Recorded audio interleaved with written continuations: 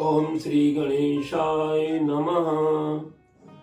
रामं कामारिसेव्यं भवभयहरणं कालमत्तेव सिंहं योगीन्द्रं ज्ञानगम्यं गुणनिधिमजितं निर्गुणं निर्विकारं मायातीतं सुरेशं खलबधनिरतं ब्रह्मवृन्दैकदेवं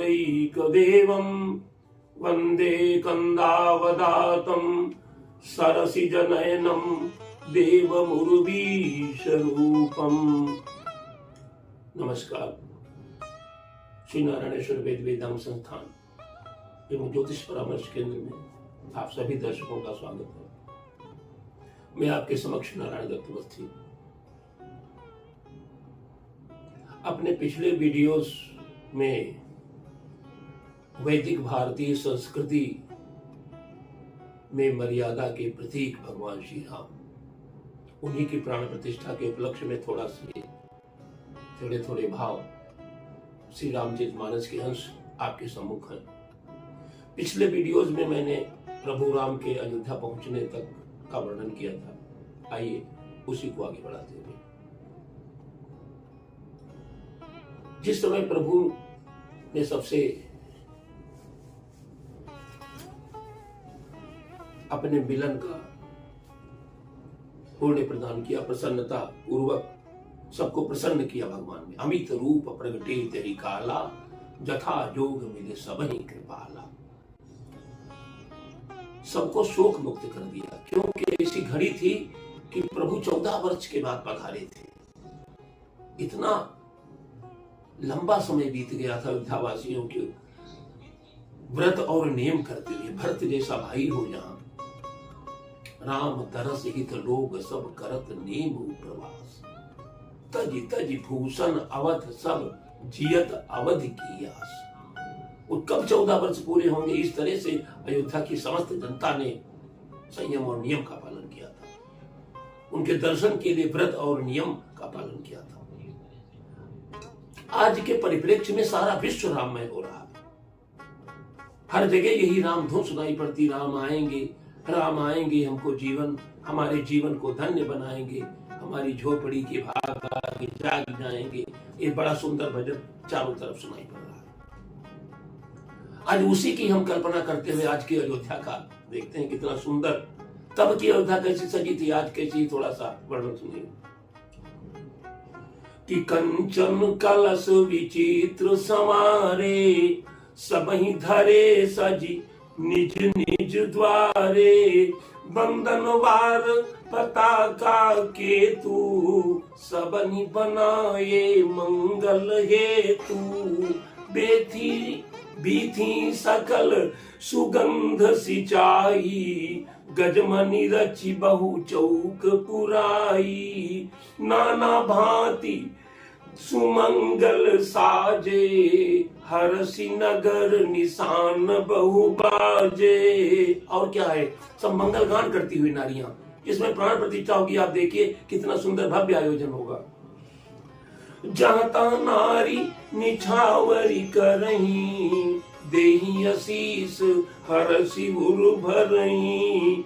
कंचन थार आरती नाना, जीवती सजे करही शुभ गाना। करही आरती आरती हर की, रघुकुल कमल विपिन दिन करके। सभी आरती के मंगल द्रव्यों को साजे हुए भगवान की आरती और जय जयकार हो रहा है। आज उस समय की अयोध्या, जिसका वर्णन शब्दों में गोस्वामी जी महाराज बड़ी कोमल भावनाओं के साथ कर रहे हैं और कह रहे हैं कि अवधपुरी की शोभा उस समय शब्दों में बखानी नहीं जाती। शब्दों में क्या बखान किया जाए, ऐसा लगता है। एक उपमा दी है गोस्वामी जी ने, बड़ी सुंदर उपमा है। कुमुदिनी का जो पुष्प होता है वो चंद्रमा के उदय होने पर खिलता है, कुमुदिनी रात में खिलती है। तो उन्होंने उपमा दी कि नारी कुमुदिनी अवधसर, रघुपति वीरा दिनेश। अवस्थ भये विगसत भई, निरखी राम राकेश। वो कुमुदिनी के समान स्त्रियां हैं।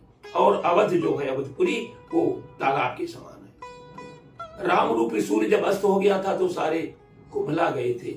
आज रामचंद्र आए हैं, चंद्र रामचंद्र, चंद्र को देख करके सब विकसित हो गई है। धन्य है गोस्वामी जी की लेखनी और धन्य है उनकी उपमा। इस प्रकार से प्रभु का स्वागत अयोध्या में होता है। और उसके बाद में प्रभु की मर्यादा देखिए आप, इतनी सुंदर मर्यादा है। इसीलिए तो मर्यादा पुरुषोत्तम है। प्रभु ने मन में विचार किया कि माता कैकेयी इतने दिनों से अवहेलना सहन कर रही, अपना प्रायश्चित कर रही है। भरत के साथ आकर के उसने कहा भी था, राम मैं तुमको मुक्त करती हूं वचन से अपने, तुम वापस चलो। लेकिन प्रभु तो धर्म की दूसरी परिभाषा है। रामा विग्रहवान धर्मा, रामो विग्रहवान धर्मा। प्रभु साक्षात धर्म का स्वरूप, इसलिए वापस नहीं आए। तो सबसे पहले गोस्वामी जी महाराज भगवान शिव कथा सुनाते हुए कहते हैं, हे पार्वती प्रभु जानी कई लजानी, प्रथम तासु ग्रह गए भवानी।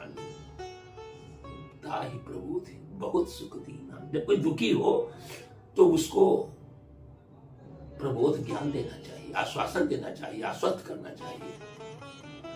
ताहि प्रबोधि बहुत सुख दीना, पुण्य निज भवन गवन तब कीना, प्रभु कीना हर कीना।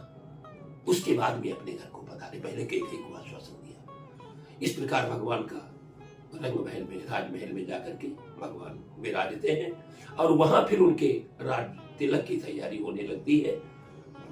गुरु वशिष्ठ ब्राह्मणों को और सबको निमंत्रण भेजते हैं। ब्राह्मणों को मंगल मूल सारी वस्तुएं इकट्ठा करने को कहते हैं और उसके बाद में प्रभु का स्नान होता। तो स्नान में भी मर्यादा है।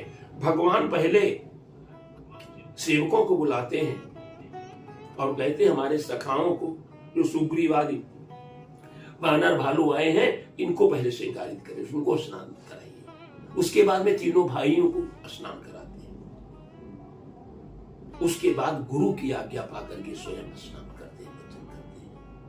ये भगवान राम की मर्यादा है। उसके बाद भगवान का श्रृंगार होता है। शेष आगे का जो प्रसंग होगा भगवान के सिंहासनारूढ़ का, उसको हम अगले वीडियो में प्रस्तुत करेंगे। इसलिए इतना ही। जय श्री राम, जय